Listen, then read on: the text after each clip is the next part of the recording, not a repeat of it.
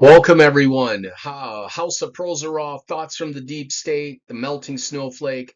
Yeah, going to get into some kind of complicated things that our politicians need to be aware of. If you're watching this, it is your job to get politicians to be aware of this because they often are not. The politicians don't care as much as you think about you, and they run government.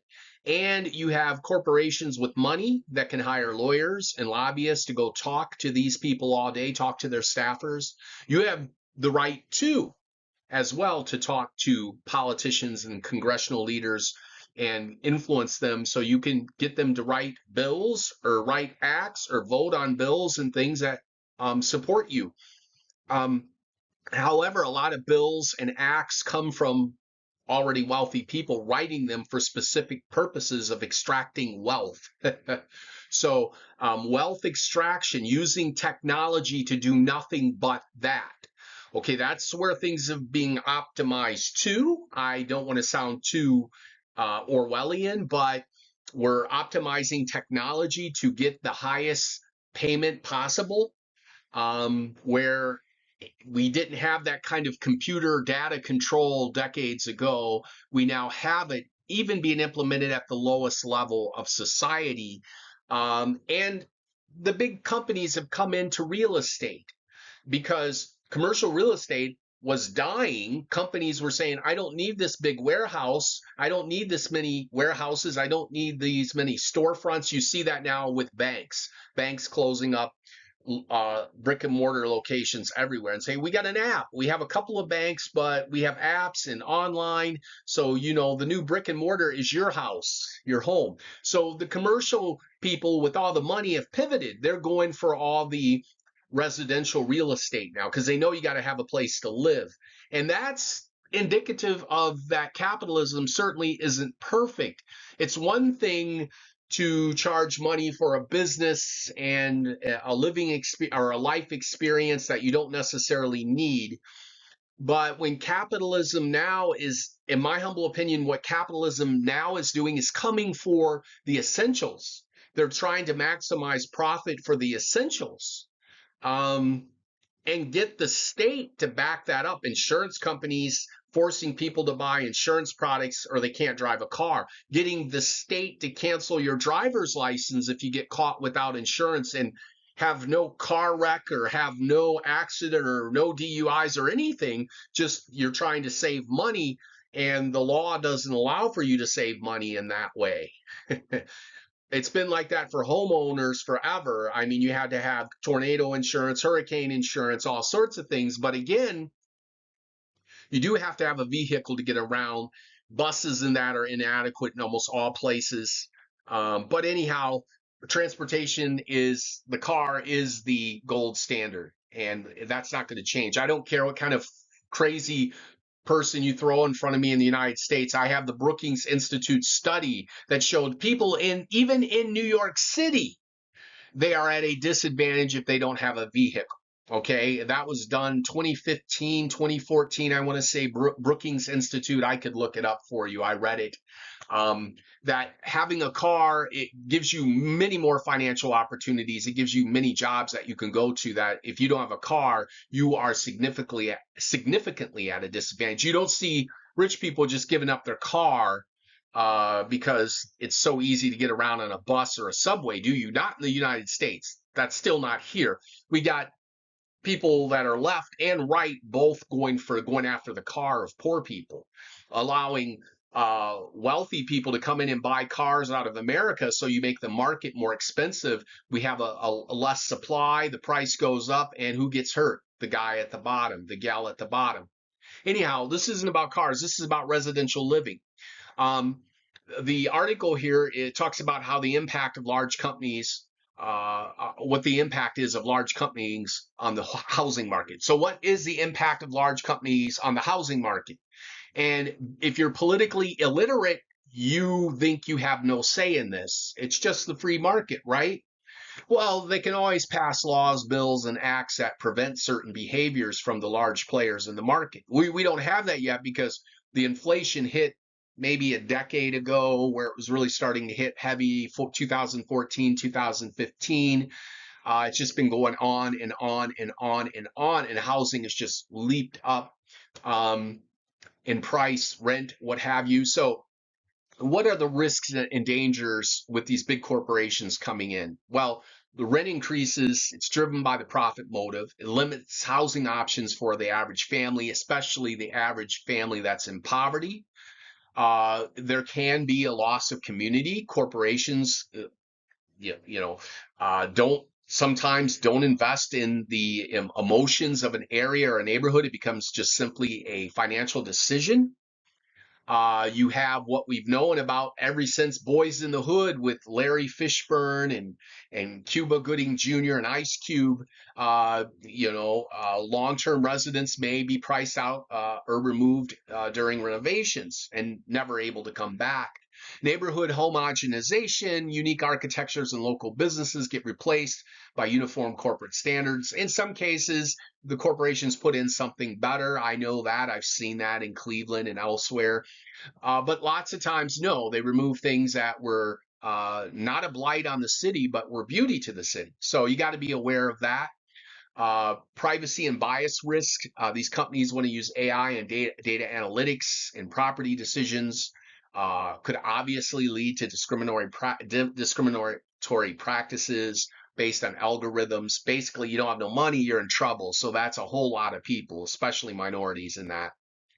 Regulatory gaps, there are no regulations in some cases. The local politicians aren't even aware of it.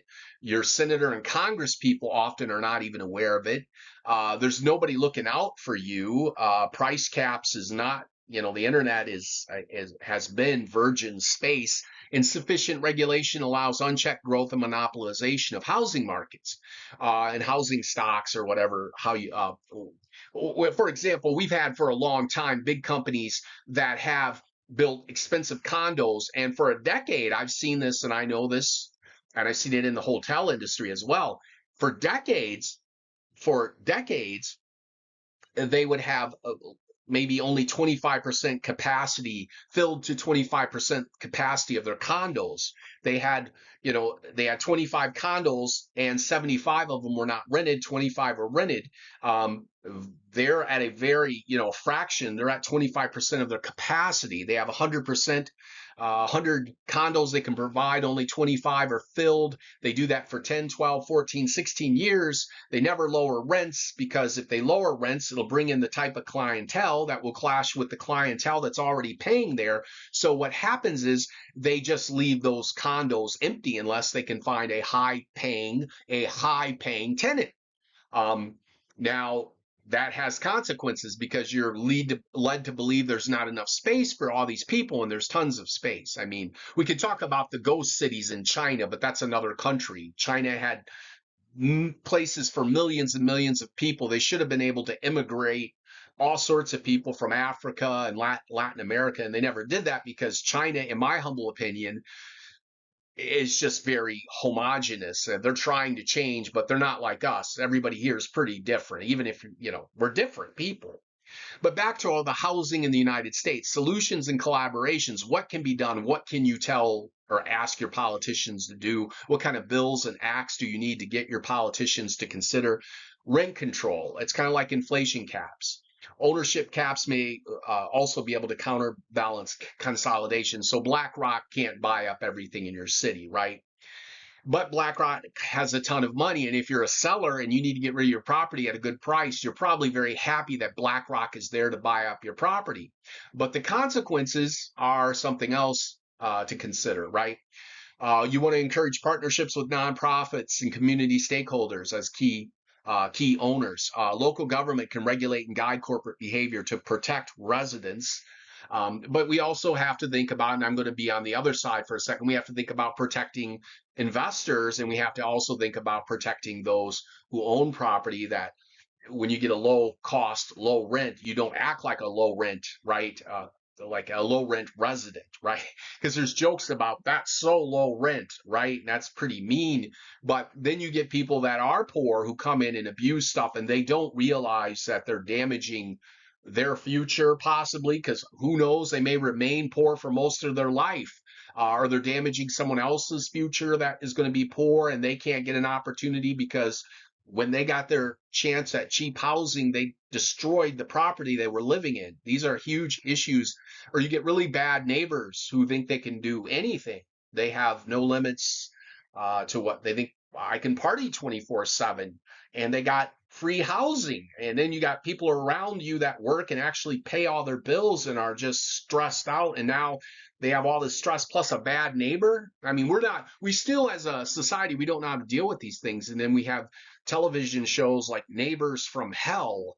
Well, because our local police don't work as they should. They can't even handle noise ordinances. I mean, I would be simple with it.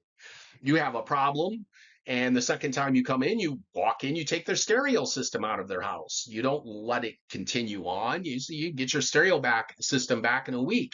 Of course, then there'd be all these, they're violating constitutions, things like that. Really, are we? I don't know. You've been warned a couple times to use your device responsibly. I think that's already covered in the Constitution with all the laws that have been written, but who am I to say? But more about corporate real estate and housing. The trends and impacts are large companies are increasingly buying up residential property, including whole blocks, whole neighborhoods, shifting the housing control from individuals to corporate management. So tenants interact with property management firms, not personal landlords, leading to more streamlined operations, but perhaps less personal engagement. I get that. That's good and bad because I've met some people that I watched them, you know, I want poor people to have opportunity. I'm not saying I don't. I definitely do. I actually want to see us influence our government better to ensure we have proper housing and lower cost. And we're not just getting hosed for every single penny that we will give up just to survive with a roof over our head, right?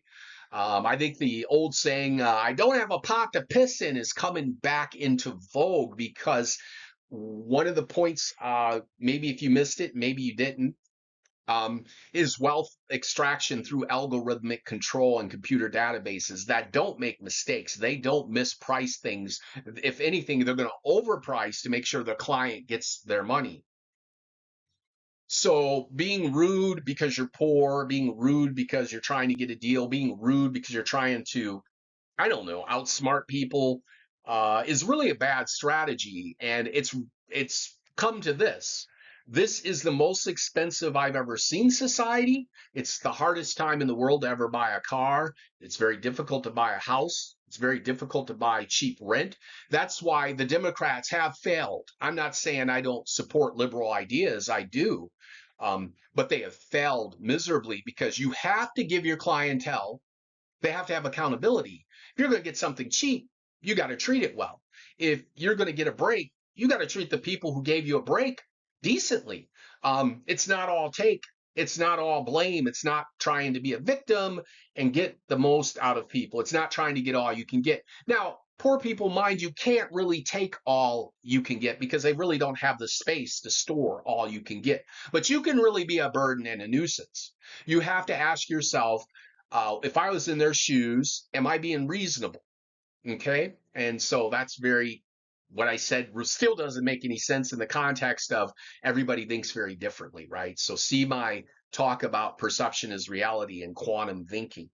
Anyhow, there are some benefits from large corporations having owning property, such as you have professional property management, which has often improved efficiency because they'll repair things quicker. The corporations can leverage the scale and lower maintenance costs because they can buy in bulk and they have a higher service standard and they can hire more full-time service help. So it's not all bad. It's a profit motive is not bad at all. Whether we're rich or poor, we have the profit motive on the table. I'm a welfare state advocate, but I'm also not a fan of socialism where it becomes a dictatorship either. So we have to be very careful. Capitalism does work in many situations, and other situations we have to be very wary and proceed with caution. But I believe we have, and I'm going to close with this, we have very few tools to manipulate inflation. Although many would say, no, that's not true. We have supply and demand, and that's enough. But we do have the feds and their rate cuts or rate increases or keeping the rate the same every month.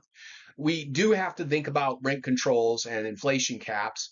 And we also have to think about, if we're for deregulation, then how come we're making the poor fill out more paperwork than ever, when we talk about deregulation? And really what we do is we pass the regulation onto the poor people because we're not so sure they're a safe bet, or we think they're ripping off the system. So we give them an immense amount of paperwork that's just ungodly. That happens from everything in the state for unemployment to getting a place to live. You have to have a background check. We need your fingerprints. My God, give us 3 IDs. That's what it's come to, and for good reason. But is that a free society? These are questions to talk to your congressman about. These are questions to talk to your local politicians about. They write your laws, and they're the ones that are going to control housing ultimately. And if you don't ask them to help you out, then the politicians are going to help whoever gets in front of them. And that's the corporations. That's the BlackRock lawyers, the BlackRock executives, the Warren Buffett's, Berkshire and Hathaway firms getting their lobbyists in there, and you don't say anything. You have a right to lobby. Even if you can't contribute to their campaign very much money, you still have the right to lobby, and you have the right to talk to their staffers. Now, of course, caution there, be polite. Many of these staffers are young kids out of college, and they're nice people, so don't abuse them. Use polite language. Speak, decently. This is House of Prozaroff, Thoughts from the Deep State, the Melting Snowflake, signing off. Thank you for listening.